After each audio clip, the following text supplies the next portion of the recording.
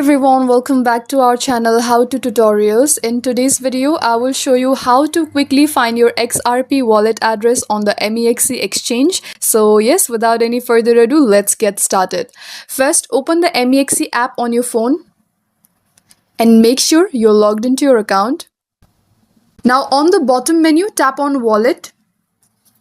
Next, tap on Deposit Now and go to On-Chain Deposit.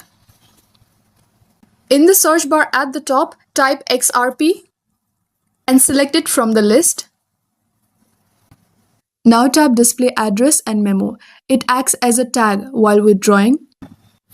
Now you will see your XRP wallet address and also an XRP tag or destination tag. Both are required for deposits. The wallet address alone is not enough when transferring XRP. Tap Copy to save your wallet address and also copy the tag. Make sure you enter both correctly when sending XRP, otherwise your funds may not arrive. And that's it. You have found your XRP wallet address and tag on MEXC exchange. Always double check before making transfers. If this video helped you out, don't forget to like and subscribe for more quick crypto guides. Thank you for watching and I'll see you in the next one.